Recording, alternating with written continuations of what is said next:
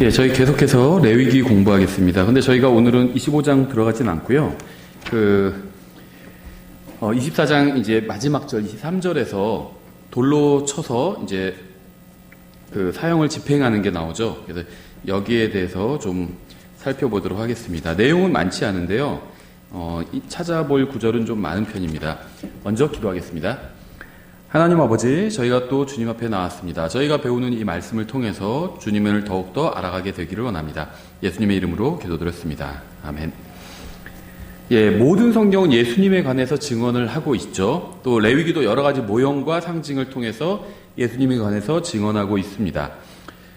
우리가 이제 앞에서 살펴본 이 24장에서요, 주님께서는 살인자에 대해서는 사형을 집행하라고 분명하게 말씀을 하셨습니다.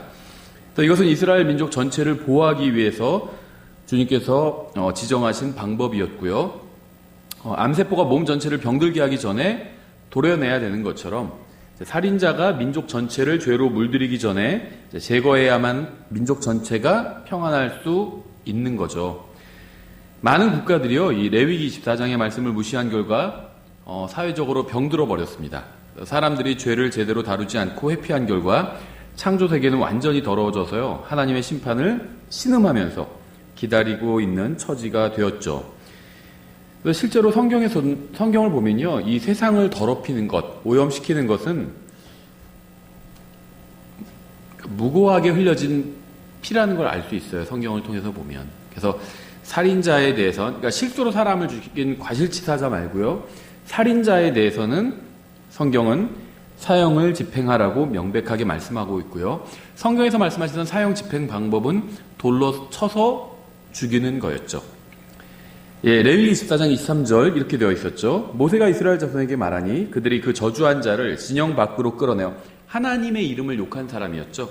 진영 밖으로 끌어내어 돌로 쳤더라. 이스라엘 자손이 주께서 모세에게 명령하신 대로 행하였더라. 그래서 하나님의 이름을 모독한 사람을 사형시켰는데 그 사형시킨 방법이 돌로 쳐서 죽이는 거였죠. 이게 하나님께서 명령하신 방법이었습니다. 정말 끔찍한 일이 일어난 건데요. 근데 이제 이 장면을 보면 어떤 사람이 하나님의 이름을 욕해요. 그래서 그 사람을 끌어다가 이제 그 욕하는 걸 본 증인들이 먼저 머리에 손을 얹고 그 다음에는 온 회중이 돌로 쳐서 죽이게 됩니다. 근데 이 장면을 보고 많은 사람들이 경악을 하고 끔찍하다고 얘기하는데요. 그 이유가 서로 달라요.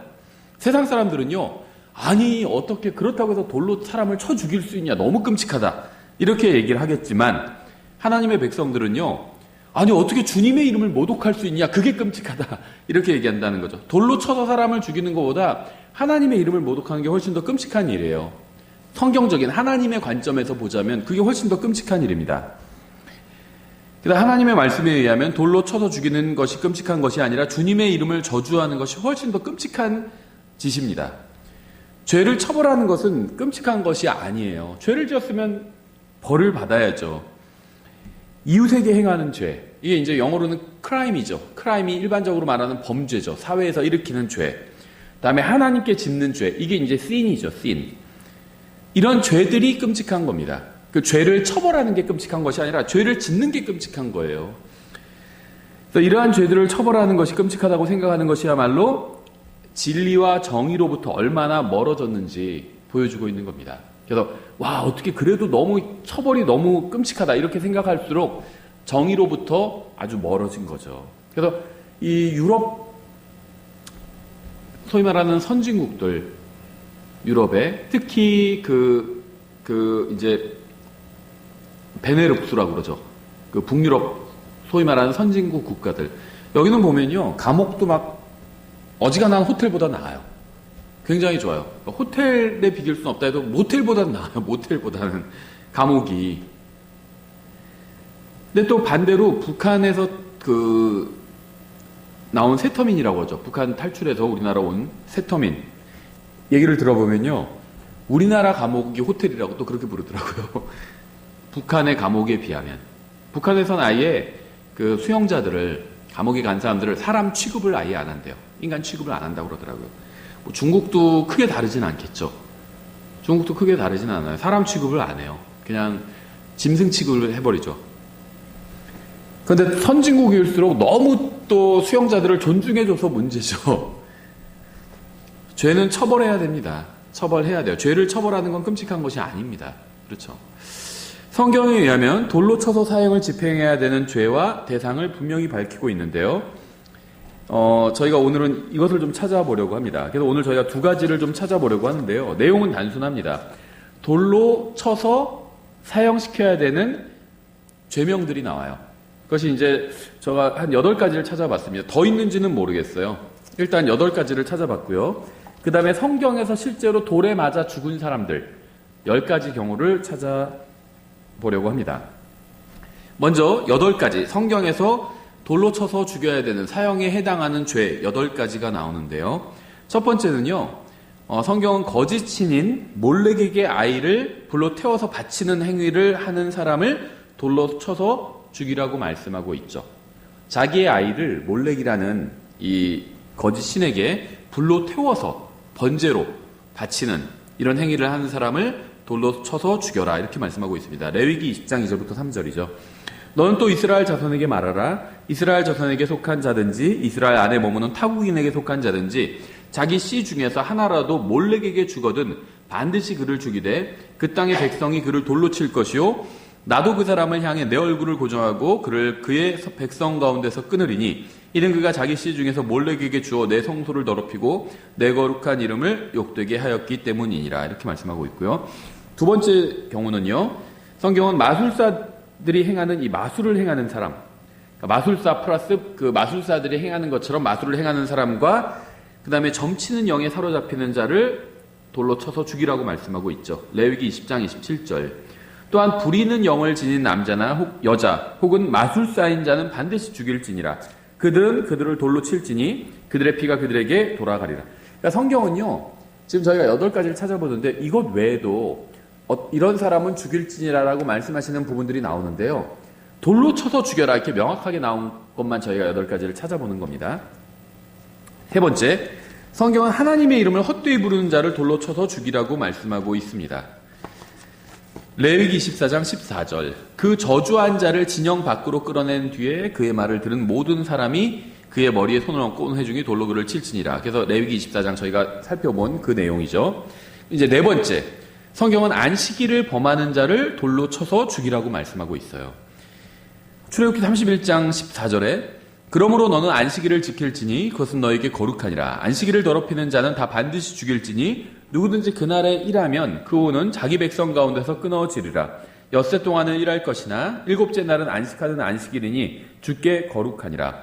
누구든지 안식일에 일하는 자는 반드시 죽일지니라. 이렇게 말씀하고 있는데요. 여기 돌로 치라는 말은 없죠. 근데 민수기 15장 32절에 이렇게 되어 있어요. 이스라엘 자손이 광야에 있을 때 안식일에 나무 거두는 자를 발견하고 나무 거두는 자를 발견한 자들이 그를 모세와 아론과 온 회중에게 데려왔으나 그에게 어떻게 하여야 할지 밝히 알지 못하였으므로 그를 감금하니라. 주께서 모세에게 이르시되 온 회중이 그를 진영 밖으로 내려가 돌로 그를 쳐서 그를 죽이니 주께서 모세에게 명령하신 것과 같았더라. 그래서 출애굽기 31장과 민수기 15장을 저희가 함께 결합해서 생각해보면 안식일을 범한 자를 죽이되 돌로 쳐서 죽이라고 성경은 그렇게 말씀하고 있다는 걸 알 수 있죠. 다만 이 안식일은요, 이스라엘 백성에게 주신 명령이고요. 따라서 교회와는 관련이 없다는 점에 저희가 주의를 해야 합니다. 교회는 예수 그리스도 안에서 안식한 사람들이기 때문에 안식일을 계명으로 지킬 필요가 없어요. 마태복음 11장 28절 이렇게 되어 있죠. 수고하고 무거운 짐진 모든 자들아 너희는 내게로 오라. 내가 너희에게 안식을 주리라. 그래서 예수님께로 간 사람은 안식을 얻었습니다. 그래서 저희가 따로 안식일을 지킬 필요가 없어요. 그렇죠. 왜 안식일을 지키라고 하셨을까요? 성경의 욥기에서는 사람이 고생하려고 태어난다고 말씀하고 있잖아요. 그래서 사람은 안식이 필요해요. 죄를 사람이 지은 후에 사람에게는 안식이 필요합니다. 물론 이제 하나님께서 안식하신 것은 사람이 죄를 짓기 전부터 안식을 하셨죠. 근데 그 전에는 안식일을 반드시 지켜라 이런 명령을 주지는 않으셨어요. 하나님께서 엿새간 세상을 창조하시고 일곱째 날에 단 하루 안식하셨죠. 그 다음부터는 안식하신 적이 없습니다. 그렇죠? 그게 안식일의 기원은 아니죠. 이스라엘에게 백성에게 주신 안식일의 기원은요. 이 출애굽기에 나온 십계명에 나오는 것이 안식일의 기원이죠. 그래서 사람이 타락하고 난 이후에 사람은 이 세상에서 삶이 고되기 때문에 일주일에 하루를 쉬라고 말씀하신 거죠. 근데 그리스도인들은요, 예수님 안에서 참된 안식을 얻었습니다. 그래서 우리는 안식일을 지킬 필요가 없어요. 그래서 우리는 안식일을 지키질 않죠. 이 구원받은 사람들이 모여서 주님께 경배를 드리는 날은요, 안식일이 아닙니다. 안식일은 토요일이고요. 우리는 주의 첫날에, 안식일은 주의 마지막 날이고요. 우리는 주의 첫날인 일요일에 모이잖아요. 월요일이 주의 첫날이 아니죠. 일요일이 주의 첫날입니다. 그래서 달력에서도 일요일이 제일 앞에 와 있죠. 저도 이런 걸 알기 전에는요, 어렸을 때는 일요일이 주의 맨 마지막 날인 줄 알았고 월요일이 첫날인 줄 알았거든요. 근데 왜 월요일이 제일 앞에 있지 않을까? 달력 보면 다 일요일이 제일 앞에 있잖아요. 굉장히 이상하다고 생각했어요. 이제 초등학생 때. 근데 나중에 이제 성경을 알고 나서 보니까 아, 일요일이 주의 첫날인 게 맞구나. 그래서 달력에서 일요일이 제일 앞에 와 있구나. 이걸 알게 되었어요. 그래서 이 일요일과 안식일은 같지 않습니다. 서로 완전히 다른 거죠. 그래서 그리스도인들은 안식일과 전혀 관련이 없어요. 우리가 이제 다음 시간에 이제 25장 볼 때 살펴보겠지만 25장 제일 앞부분이 이제 안식일에 대한 이야기로 시작을 하죠. 안식일은요, 유대인들을 제외하고 이방인이 지킬 수가 없는 겁니다. 안식일을 범하면 또 이렇게 돌로 쳐서 죽이라고 했잖아요. 그런데 이방 국가들이 이런 이스라엘 율법을 자기들의 법에 적용한 국가는 없죠. 그래서 안식일을 범해도요, 그 사람을 돌로 쳐서 죽이지 않습니다. 국가에서 처벌하지 않아요. 근데 그걸 교회에서 믿는 사람들이 처벌할 수가 없다는 거죠.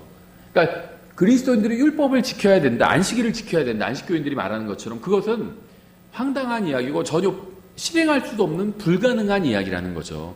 그 사람들도 안식일을 범했다고 그래서 범한 사람을 돌로 쳐서 죽이지 않아요. 그러면 큰일 나기 때문에 자기들이 감옥에 가게 되죠. 안식일을 지키지도 않으면서 안식일을 지켜야 된다고 그렇게 주장하는 거죠. 그 사람들은. 말도 안 되는 주장을 하는 거죠. 예, 다섯 번째, 성경은 다른 신을 전하거나 가르치는 사람을 돌로 쳐서 죽이라고 말씀하고 있습니다. 신명기 13장 6절부터 나오죠. 내 형제나 내 어머니나 아들이나 내 아들, 딸이나 내 품의 아내나 내 자신의 혼같이 여기는 내 친구가 은밀히 너를 꾀어 이르기를 우리가 가서 너나 내 조상들이 알지 못하던 다른 신들 곧 내게서 가깝든지 내게서 멀든지 땅 이 끝에서 땅 저 끝까지 너희 사방에 있는 백성의 신들을 섬기자 할지라도 너는 그에게 동의하지 말며 그의 말에 귀를 기울이지 말고 내 눈으로 그를 불쌍히 보지 말며 용서하지도 말고 그를 숨겨주지 말며 오직 너는 반드시 그를 죽이되 죽일 때 내가 먼저 그에게 손을 대고 그 뒤에 온 백성이 손을 댈지니라. 그는 이집트 땅 속박의 집에서 너를 데리고 나오신 주 내 하나님으로부터 너를 밀어내려 한 자이므로 너는 그를 돌로 쳐서 죽일지니라. 그리하면 온 이스라엘이 듣고 두려워하여 다시는 이 같은 악을 너희 가운데서 행하지 아니하리라. 다른 신을 믿자고 꾀는 사람을 돌로 쳐서 죽이라고 말씀하고 있죠. 이렇게 돌로 쳐서 죄를 지은 사람을 돌로 쳐서 죽여야 이 악을 이 땅에서 제거할 수 있다고 말씀하고 있는 겁니다. 그렇죠. 그러니까 저는 지금 우리나라에서 그렇게 하자는 건 아니에요. 그런데 에이즈를 없애는 방법이 확실한 방법이 있죠. 진작에 성경적인 방법대로 다 죽였으면요, 그 질병이 사라집니다. 그렇죠. 근데 지금은 그렇게 하지 지금은 너무 늦었어요. 어떻게 보면. 그렇게 하지 않았기 때문에요, 많은 무죄한 어린아이들이 에이즈를 갖고 태어나는 아이들이 있잖아요. 아프리카 같은 데서. 예, 여섯 번째. 성경은 우상을 숭배하는 사람을 돌로 쳐서 죽이라고 말씀하고 있습니다. 집이나 회사나 교회에 자신이 섬기는 신의 형상을 두고 그 앞에서 절을 하거나 고개를 숙이거나 손으로 특정한 행위를 하거나 무슨 십자가를 그린다든지 기도를 하거나 아니면 우상을 숲이나 초로 꾸미는 것, 이것이 우상 숭배에 속한 행위 중에 하나죠. 우상 숭배예요. 그렇죠. 카톨릭에서 명백하게 우상 숭배를 하고 있는 겁니다. 그 사람들은 다른 말로 둘러대죠. 사람의 형상으로 만들어 놓은 거, 그게 우상이잖아요. 이걸 우상이라고 안 부르고 예배 보조 기구라고 부르죠. 이름을 바꾼 거예요. 우리는 우상 숭배를 하지 않습니다. 우리가 절하고 있는 건 이건 예배 보조 기구일 뿐입니다. 예수님은 아닌데, 아니면 마리아는 아닌데, 그 사람들은 예수님도 섬기고 마리아도 섬기니까 자기들이 절하고 있는, 경배하는 대상이 마리아는 아닌데 마리아를 생각나게 해주는 도구다. 그래서 예배 보조 기구라고 그래요. 예배를 돕는 기구라는 겁니다. 예수님 상, 마리아 상, 베드로 상, 이런 것들이 예배 보조 기구라는 거죠. 이름을 어떻게 바꾸든지 간에 그게 우상이라는 건 변하지 않죠. 링컨이 그런 말을 실제로 했는지 안 했는지 모르지만 그런 얘기를 했다고 하잖아요. 어렸을 때 책을 보면 사람들한테 그랬다고 그래요. 양이 다리가 4개잖아요. 양이 꼬리가 있죠. 작은 꼬리가. 근데 그 꼬리도 다리라고 부른다면 다리가 모두 몇 개일까요? 이랬대요. 그러니까는 양이 다리가 4개인데 꼬리도 다리라고 부른다면 그럼 다리가 5개요. 이렇게 대답하니까 틀렸습니다. 다리는 4개입니다. 꼬리를 아무리 다리라고 불러도 다리는 아니잖아요. 다리는 4개라고. 맞는 말이죠. 우상을 아무리 다른 이름으로 불러도 그건 우상이죠. 이름을 바꾸면 그게 무슨 소용이 있어요? 바뀌나요? 우상인 거죠. 예. 성경은 이러한 행위를 하는 자를 돌로 쳐서 죽이라고 분명하게 말씀하고 있죠. 출애굽기 20장에 일단 나오죠. 3절. 넌 내 앞에 다른 신들을 두지 말라. 너는 너를 위하여 어떤 새긴 형상도 만들지 말고. 여기서 뭐 논쟁의 여지가 있나요? 새긴 형상을 만들지 말라요. 형상을 새겨서 만들지 말래죠. 또 위로 하늘에 있는 것이나 아래로 땅에 있는 것이나 땅 아래 물속에 있는 것에 사람의 모습, 이것도 땅에 있는 거죠. 땅 아래 물속에 있는 것에 어떤 모습이든지 만들지 말며 그것들에게 절하지 말고 그것들을 섬기지 말라. 나 곧 주 내 하나님은 질투하는 하나님이니라. 나는 나를 미워하는 자들에게는 아버지들의 불법을 자손들에게 벌하여 3, 4대까지 이르게 하거니와 나를 사랑하고 내 명령들을 지키는 수천의 사람들에게는 긍휼을 베푸느니라. 또 신명기 17장 2절에서 아주 자세히 설명하고 있죠. 주 내 하나님께서 내게 주시는 내 성문들 중 어떤 성문 안에서 너희 가운데 남자나 여자가 주 내 하나님의 눈앞에서 악을 행하여 그분의 언약을 범하고 가서 다른 신들을 섬기고 그들에게 경배하되 내가 명령하지 아니한 일 곧 해나 달이나 하늘의 군대들 중 어떤 것에게 경배하는 일을 행하며 어떤 이가 그 일을 내게 구함으로 내가 듣고 부지런히 물어보았는데 보라 그것이 사실이며 그 일이 확실하여 이스라엘 안에서 그런 가증한 일이 이루어졌으면 너는 그 사악한 일을 행한 그 남자나 그 여자를 내 성문으로 끌어내고 그 남자나 그 여자를 죽을 때까지 돌로 쳐서 죽이되 죽여 마땅한 자를 2 증인이나 3 증인의 입에 증언으로 죽일 것이요 1 증인의 입에 증언으로 죽이지 말 것이며 증인들이 먼저 그에게 손을 대어 그를 죽게 한 뒤에 온 백성이 손을 댈지니라. 너는 이같이 너희 가운데서 악을 제거할지니라. 우상 숭배자도 돌로 쳐서 죽이라고 말씀하고 있죠. 7번째, 성경은 부모에게 불순종하는 아들을 돌로 쳐서 죽이라고 말씀하고 있어요. 딸에 대한 이야기는 아니에요. 아들. 그런데 이 문맥을 보면요, 이게 이제 신명기 21장에 나오는데요, 막 부모님한테 대들은 아들들이 있죠. 이게 딸의 경우와는 또 다른 것 같아요. 딸도 대드는 수 있는데 딸이 대드는 거랑 아들이 대드는 거랑 좀 다르죠. 아들은 막 완력을 써가지면서 대드는 경우들이 있어요. 그렇죠. 부모님께. 그런 문맥인 것 같아요. 문맥을 보면. 신명기 21장 18절 어떤 사람에게 고집이 세고 반항하는 아들이 있는데 그가 자기 아버지의 음성이나 자기 어머니의 음성에 순종하지 아니하고 그들이 징계해도 그들의 말에 귀를 기울이지 아니하거든 그의 아버지와 어머니가 그를 붙잡아서 그를 데리고 자기 고장의 성문에 이르러 자기 도시의 장로들에게 나가 자기 도시의 장로들에게 말하기를 우리의 이 아들은 고집이 세고 반항하며 우리의 음성에 순종하려 하지 아니하고 음식을 탐하는 자의 술주정뱅이라 하거든 그의 도시의 모든 사람이 그를 돌로 쳐서 죽일지니 너는 이같이 하여 너희 가운데서 악을 제거할지니라. 그리하면 온 이스라엘이 듣고 두려워하리라. 저는 이제 아들을 키워보지 않아서는 잘 모르겠는데요. 딸이 확실히 뭔가 더 정서적으로 약한 건 있는 것 같아요. 그래서 이제 애들이 잘못했을 때 혼을 내는데 조금만 목소리를 높여도 딸들이 훨씬 더 쉽게 심각해져요. 쉽게 좀 잡혀요. 딸들은. 근데 이제 아들 키우는 사람 말 들어보면 그런 정도 갖고는 꿈쩍도 안 한다고 또 그러더라고요. 남자애들은. 더 크게 혼내야 된다고 그러더라고요. 딸들보다. 예, 아들이 이렇게 반항하는 경우들이 있어요. 아주 굉장히 드세게. 딸이 반항하는 것과는 좀 다른 것 같아요. 완력을 막 써가면서 반항하는 경우. 예, 그래서 이 반항하는 아들은 돌로 쳐서 죽이라고 말씀하고 있죠. 굉장히 강력한 말씀이죠. 딸의 경우는요, 좀 더 달라요. 아들이 부모한테 소위 말하면 반항하는, 불효하는 경우와 딸이 불효하는 경우는 조금 다릅니다. 이제 8번째는 딸이 불효하는 경우예요. 그런 경우에 이제 딸도 돌로 치라고 말씀하고 있는데요. 약간은 경우가 달라요. 딸 같은 경우에는 어떤 경우냐면 결혼 전에 성관계를 갖는 딸을 돌로 쳐서 죽이라 이렇게 말씀하고 있죠. 약간 경우가 다르죠. 신명기 22장 13절부터 나오죠.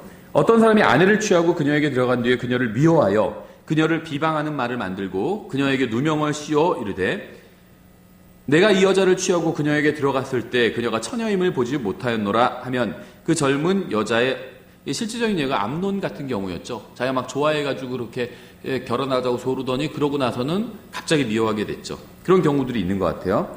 내가 이 여자를 취하고 그녀에게 들어갔을 때 그녀가 처녀임을 보지 못하였노라 하면 그 젊은 여자의 아버지와 어머니는 그 젊은 여자가 처녀임을 보여주는 표적들을 취하여 성문에 있는 도시의 장로들에게 가지고 와서 젊은 여자의 아버지가 장로들에게 이르기를 내 딸을 이 사람에게 아내로 주었는데 그가 그녀를 미워하여 그녀를 비방하는 말을 만들어 이르기를 내가 내 딸이 처녀임을 보지 못하였노라 하였으나 보라 내 딸이 처녀임을 보여주는 표들이 이것이라 하고 그들이 그 옷을 도시의 장로들 앞에 펼 것이니 그러면 그 도시의 장로들은 그 사람을 붙잡아 징계하고 그가 이스라엘에게 처녀에게 누명을 씌운 것으로 인해 그에게서 은 100세겔을 벌금으로 받아 그 젊은 여자의 아버지에게 줄지니라. 그녀는 그의 아내가 될지니 그는 평생 동안 그녀를 버리지 못하느니라. 그러니까 이제 아내를 부당하게 그 누명을 씌웠던 거죠. 그런 경우에는요 평생 버리지 못한대요. 이혼 사유가 있어도 못 버리는 겁니다. 이제 선택권이 그 여자에게로 가는 거죠.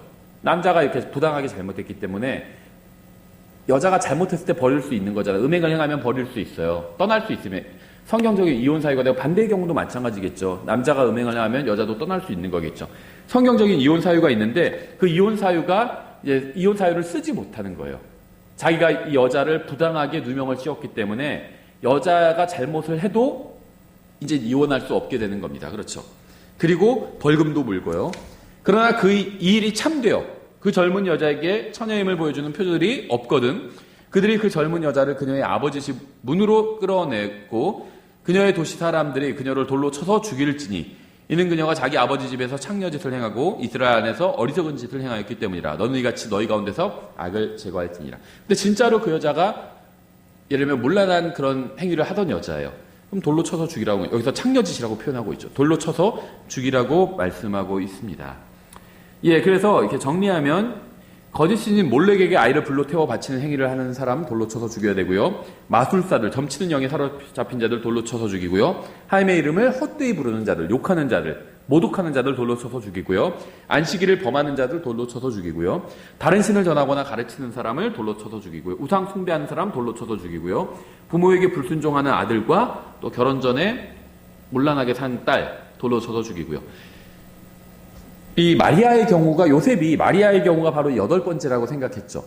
자기는 지금 약혼한 사이고요. 아직 그 동침하지 않았는데 마리아가 임신했잖아요.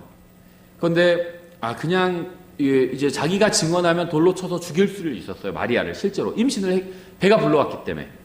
그런데 요셉의 의로운 사람이라서 그냥 조용히 끊어내고자 했다고 그러죠. 예.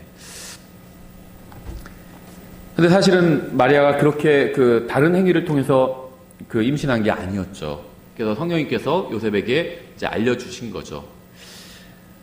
저는 성경의 이스라엘처럼 신정국가에서 살고 있지 않습니다. 감사하게도 우리나라는 교회 국가나 아니면 국가교회가 아니에요. 처치 스테이트라고 부르죠. 아니면 스테이트 처치 이렇게 불러요.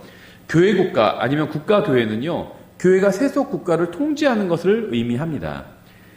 그러니까 교회가 국가를 통제하든지 국가가 교회를 통제하든지 그런 거죠. 저는 그러한 이 체제 아래에 속하지 않은 것이 굉장히 다행이라고 생각해요.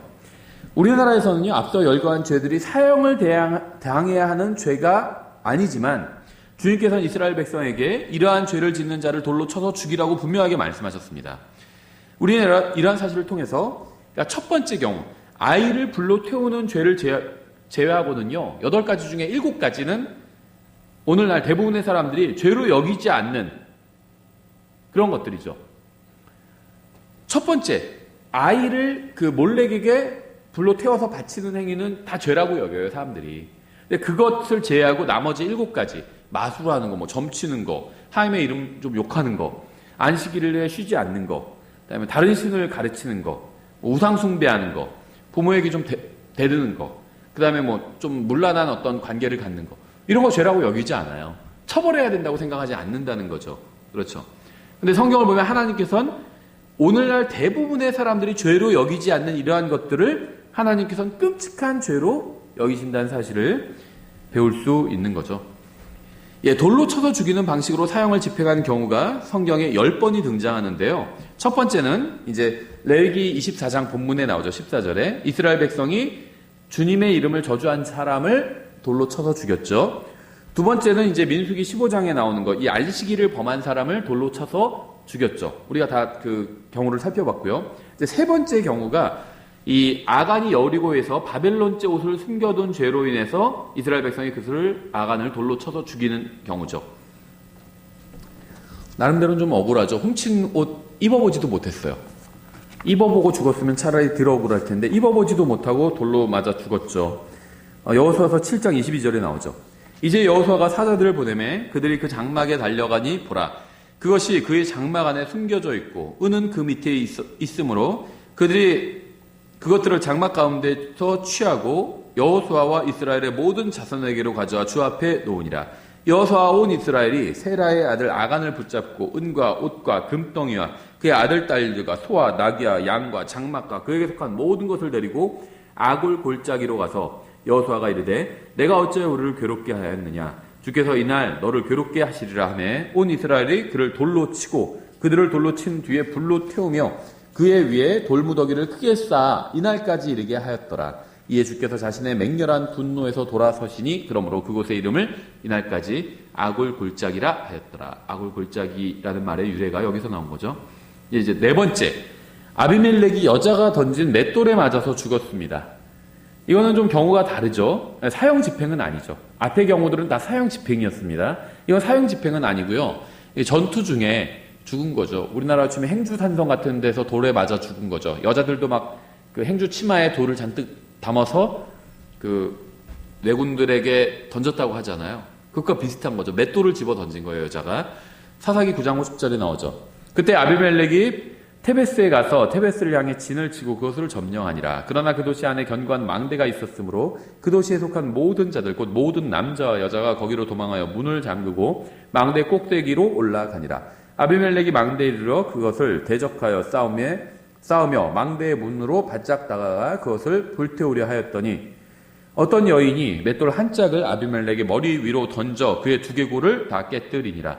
그때 그가 자기의 병기 드는 자 청년을 급히 불러 그에게 이르되 내 칼을 빼어 나를 죽이라. 사람들이 나를 가리켜 이르기를 여인이 그를 죽였다 하지 못하게 하려 하노라 하니 그의 청년이 그를 찌르매 그가 죽으니라. 이스라엘 사람들이 아비멜렉이 죽은 것을 보고 각각 자기 처소로 떠나가니라.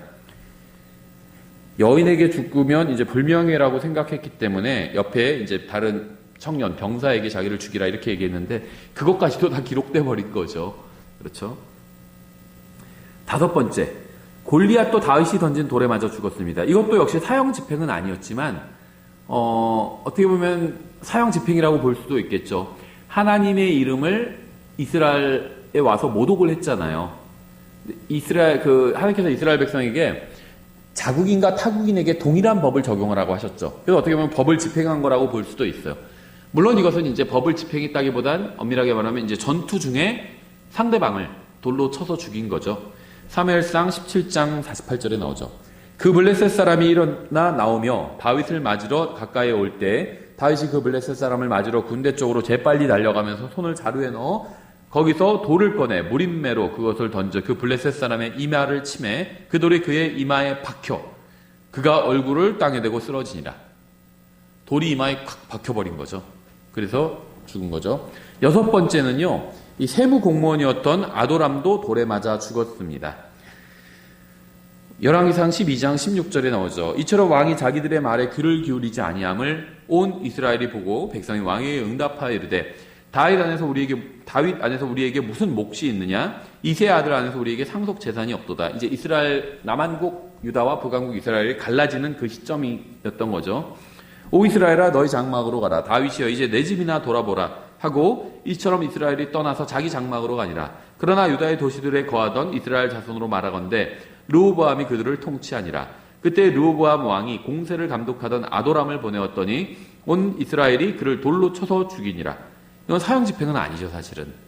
물론 이제 르호보암이 어리석은 왕이었지만 세금을 걷어오라고 공무원을 보냈는데 돌로 쳐서 죽인 것이었습니다. 그러므로 르호보암 왕이 급히 자기 병거에 올라타고 예루살렘으로 도망하였더라. 이와 같이 이스라엘이 다윗의 집에 반역을 일으켜 이날까지 이르렀더라. 일곱 번째 경우는요.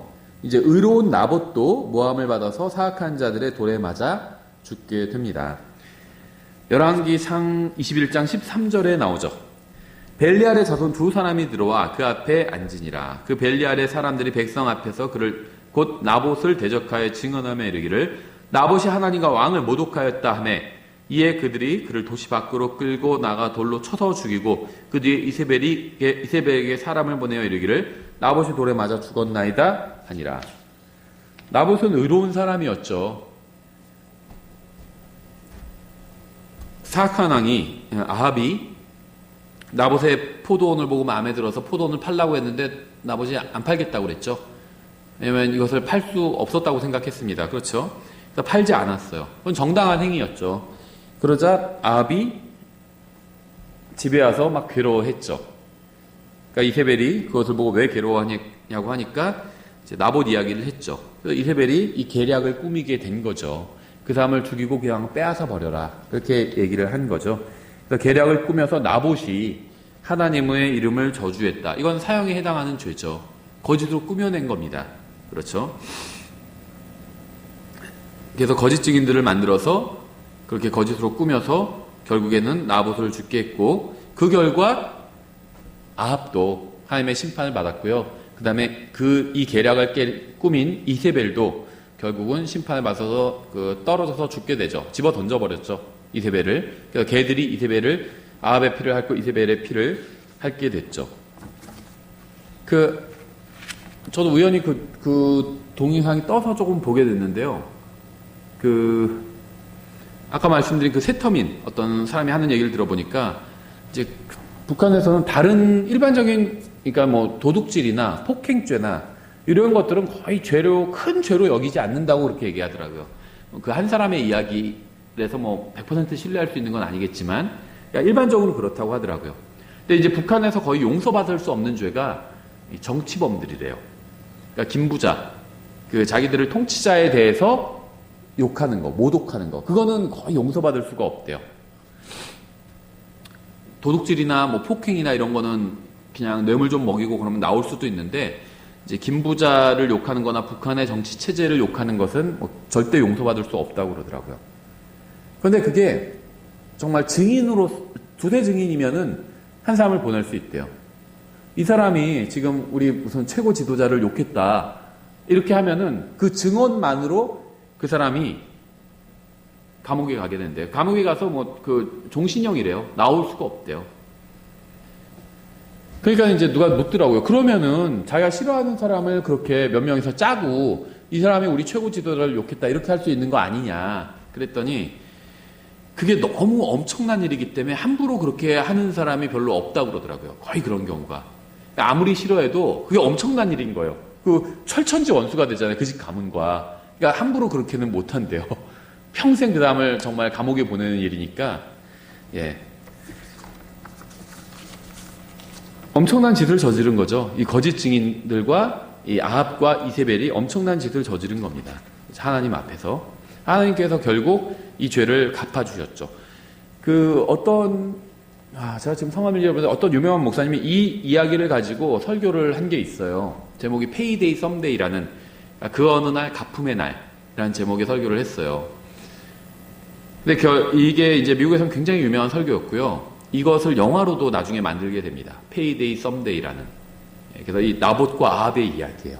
그래서 하나님께서 언젠가 그 어느 날 갚음의 날, 언젠가 하나님께서 다 갚아주시는 날이 있다. 라는 그런 내용의 설교였는데요. 당연한 이야기겠죠. 그러니까 우리가 이 세상에서 어떤 의로운 사람들이 고난을 당하고 불의한 사람들이 득세하는 걸 보고요. 너무 안타까울 필요 없어요. 어떤 분들 막 그걸 갖고 막 너무 답답해하고 그러는데요. 너무 그럴 필요는 없다는 겁니다. Payday someday. 언젠가 하나님께서 모든 것을 갚아주실 날이 이제 임하게 될 겁니다. 여덟 번째, 의로운 스가랴도 사악한 백성의 돌에 맞아서 죽었습니다. 역대하 24장 20절에 나오죠. 하나님의 영께서 제사장 여호야다의 아들 스가랴에게 임하시매 그가 백성 위에 서서 그들에게 이르되 하나님께서 이같이 말씀하시기를 너희가 어찌하여 주의 명령들을 범함으로 형통하지 못하느냐 하시나니 너희가 주를 버렸으므로 그분께서도 너희를 버리셨느니라 하며 그들이 그를 대적하여 음모를 꾸미고 왕의 명령을 따라 주의 집들 안에서 그를 돌로 쳐서 죽였더라. 하나님의 말씀을 전했어요. 그랬더니 백성이 돌로 쳐서 죽인 거죠. 이런 경우가 신약에도 한번 또 나오죠. 바로 9번째 스데반도 이스라엘 민족의 종교 지도자들에게 하나님의 말씀을 선포했다가 돌에 맞아서 죽었습니다. 사도행전 7장 54절에 나오죠. 그들이 이것들을 듣고 마음이 상하여 그를 향해 이를 갈거늘 그가 성령님으로 충만하여 똑바로 하늘을 우러러보며 하나님의 영광과 예수님께서 하나님의 오른편에 서 계신 것을 보고 이르되 보라 하늘들이 열리고 사람의 아들이 하나님의 오른편에 서 계신 것을 내가 보노라 하매 이에 그들이 큰 소리를 지르며 자기들의 귀를 막고 한 마음으로 그에게 달려들어 도시 밖으로 그를 내던지며 돌로 치니라. 또 증인들이 자기들의 옷을 사울이라 하는 젊은이의 발 앞에 두니라. 그들이 돌로 스데반을 치니 그가 하나님을 부르며 이르되 주 예수님이여 내 영을 받으시옵소서 하고 무릎을 꿇고 큰 소리로 부르짖어 이르되 주여 이 죄를 저들의 책임으로 돌리지 마옵소서 하더라. 이 말을 하고 그가 잠드니라. 굉장히 기도가 훌륭한데요. 예수님의 기도와 비교해보면 조금 다르죠. 예수님은 먼저 사람들의 용서해 달라고 그러고 자기 영을 받아달라고 이렇게 기도했는데 스데반은 자기 영을 받아달라는 기도를 먼저 하고 그 다음에 사람들의 용서를 구한 거죠. 순서가 약간 달랐죠. 어쨌든 아주 훌륭한 사람이었습니다. 하나님의 말씀을 선포해서요. 백성들에게 돌에 맞게 되었습니다. 예수님은 인간의 몸으로 오신 하나님이죠. 하지만 이스라엘 백성은요, 그분을 거부했고 심지어 주님을 따르던 사람들도 처음에는 주님을 하나님이라고 믿지 않았어요. 훌륭한 선생님이다. 또 하나님께로부터 오신 분이다. 이렇게까지는 믿었지만 하나님이다. 이렇게 믿지 않았습니다. 그렇죠? 율법은 하나님이 아닌 다른 신을 따르게 하는 자를 돌로 쳐서 죽이라고 분명하게 말씀하고 있습니다. 신명기 13장에 아주 길게 설명하고 있어요. 또 여러 번 이런 비슷한 말씀들을 반복하셨습니다. 신명기 13장 이렇게 되어 있어요. 1절 너희 가운데 대언자나 꿈꾸는 자가 일어나 표적이나 이적을 내게 보이고 그가 내게 말한 그 표적이나 이적이 이루어질 때 이르기를. 누가 기적을 행해요. 근데 그게 가짜 눈속임이 아니라 실제로 기적이 일어나요. 그래도 거부하라는 겁니다. 그렇죠? 내가 알지 못하던 다른 신들을 우리가 따라가서 그들을 섬기자 할지라도 기적을 행하면서 다른 신들을 섬기라고 이야기합니다. 너는 그 대언자나 그 꿈꾸는 자의 말들에 귀를 기울이지 말라. 주 너희 하나님께서 너희가 너희 마음을 다하고 혼을 다하여 주 너희 하나님을 사랑하는지 알기 위해 너희를 시험하시느니라.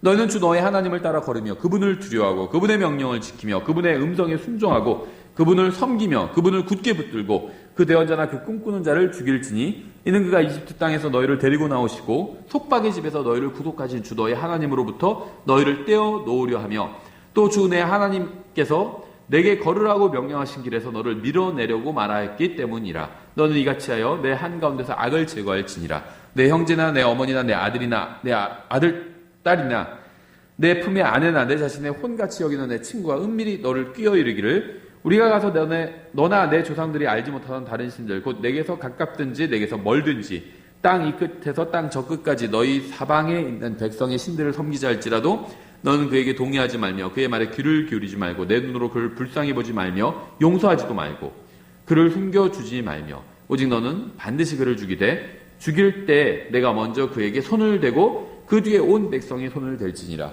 그는 이집트 땅에서 속박의 집에서 너를 데리고 나오신 주 내 하나님으로부터 너를 밀어내려 한 자이므로 너는 그를 돌로 쳐서 죽일지니라. 그리하면 온 이스라엘이 듣고 두려워하여 다시는 이 같은 악을 너희 가운데서 행하지 아니하리라. 이스라엘 백성이 스데반을 돌로 쳐서 죽인 이유는요. 스데반이 구약 성경의 하나님이 아닌 예수라는 다른 하나님을 전했다고 생각했기 때문입니다. 그것 플러스 자기들의 죄를 정확히 지적했기 때문이었죠. 그래서 마음이 상한 거예요. 설교를 듣고. 그래서 돌로 쳐서 죽인 거죠. 이제 10번째, 사도 바울도 돌에 맞아서 죽었습니다. 사도행전 14장 19절이죠. 어떤 유대인들이 안디옥과 이고니움에서 거기로 와서 사람들을 설득하고 돌로 바울을 친 뒤 그가 죽은 줄로 생각하고는 도시 밖으로 그를 끌어내니라. 그 다음에 어떻게 하죠? 사도 바울이? 벌떡 일어나서 다시 복음을 전하죠. 그래서 어떤 분들은요, 실제 죽은 게 아니라 기절만 했다. 그렇게 얘기하는 분들도 있어요. 그런데 성경을 종합해서 보면 죽은 것 같아요. 실제로. 왜냐하면요, 바울을 친 뒤 그가 죽은 줄로 생각하고는 돌로 친 사람들은 바울이 죽었다고 생각했습니다. 그렇죠. 죽기까지 돌로 친 거예요. 스데반 실제로 죽었죠. 이스라엘에서는요, 이게 일반적인 사용 그 집행 방식이기 때문에 죽었을 거라고 보는 게 맞는 것 같아요. 돌로 막 사람들이 돌을 치는데 어떻게 살 수 있겠어요? 다 죽지. 그 완전히 누가 와서 막은 게 아닌데 돌로 그만 치세요 하면서 누가 막은 게 아니잖아요. 그러니까 사도 바울이 죽었을 것 같아요. 그래서 바울이 이때 죽었다가 실제로 나중에 다시 살아난 것으로 보입니다. 그래서 어떤 분들은요, 바울이 이때 죽었고 이때 셋째 하늘에 올라갔다 이렇게 얘기를 합니다. 왜냐하면 바울이요, 자기가 셋째 하늘에 올라간 이야기를 하는데 자기가 영 안에 있었는지 몸 안에 있었는지 몸 밖에 있었는지 잘 모르겠다 이렇게 얘기를 했죠. 한마디로 내가 죽었는지 살아서 올라간 건지 어떻게 올라간 건지 내 마음, 정신만 올라간 건지 바울이 자기가 모르겠다고 얘기했거든요. 아마 이때 실제로 죽었다가 살아난 것으로 보여요. 그렇게 생각하는, 추측이에요, 추측. 확실하다는 건 아니고요.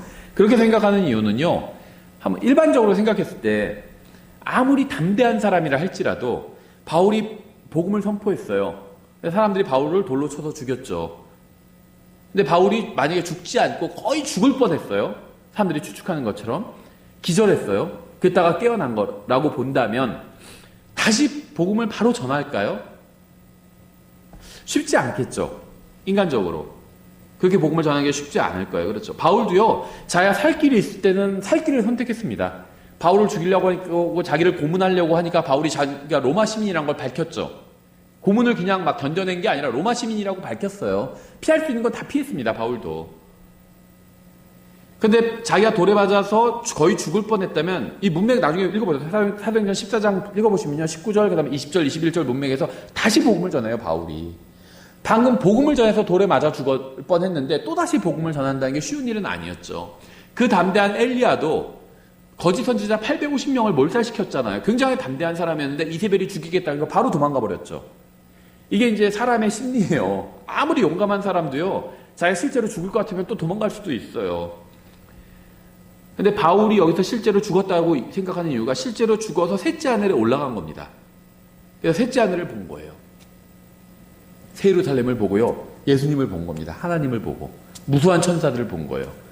그리고 다시 예수님께서 아직 너는 할 일이 있다 해서 돌려보내신 거죠. 바울이 살아난 겁니다. 셋째 하늘을 보고 오니까 두렵지가 않은 거예요. 다시 바로 복음을 전한 겁니다. 사람들이 돌 던져서 자기가 죽었는데 셋째 하늘을 보고 온 거예요. 얼마나 마음이 담대하겠어요. 아무것도 두렵지 않았고, 그리고 두렵지도 않고요. 웃어 보였겠죠. 왕들과 권위를 가진 사람과 누가 얘기를, 그 사람들이 이제 두렵지 않았겠죠. 아, 자기는 죽으면 거기 간다는 걸 알고, 보고 왔잖아요. 그래서 두렵지가 않은 겁니다. 그래서 다시 담대하게 복음을 선포할 수 있었던 거예요. 죽이면 내가 다시 가면 그만이지. 이 생각을 했을 수 있겠죠. 그래서 아마도 이때 셋째 하늘을 방문했을 것이다. 이렇게 추측하는 경우들이 있습니다. 일단 추측이에요. 추측이 그렇다는 겁니다.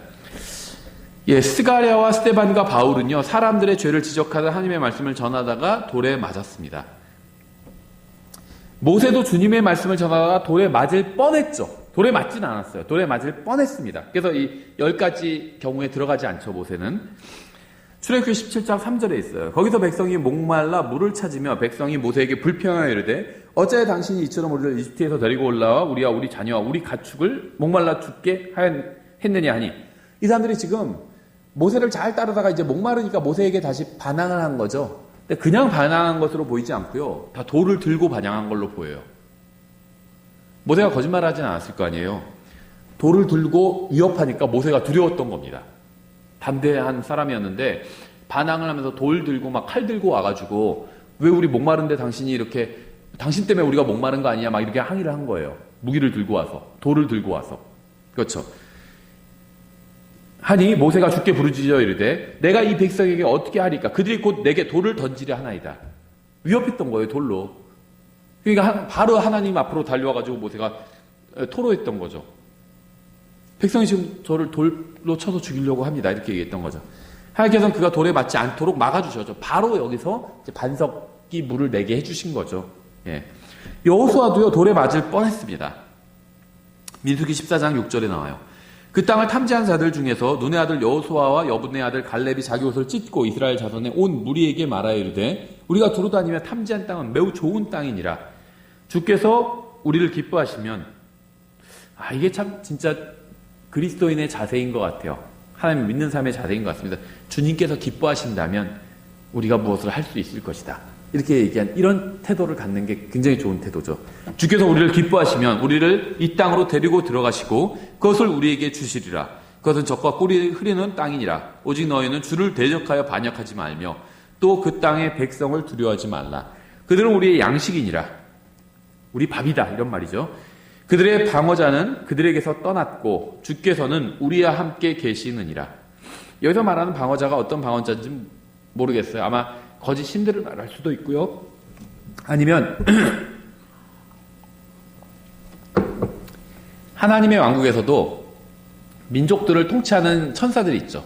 그것과 대응해서 또 민족들을 통치하는 영적 세력들이 있죠. 그런데 아마 그 영적 세력이 도망갔을 수도 있겠죠. 주님을 보고. 그렇죠? 그들의 방어자는 그들에게서 떠났고 주께서는 우리와 함께 계시느니라. 그들을 두려워하지 말라 하였으나 온 회중이 그들을 돌로 치려하며 주의 영광이 회중의 성막에서 이스라엘의 모든 자손 앞에 나타나.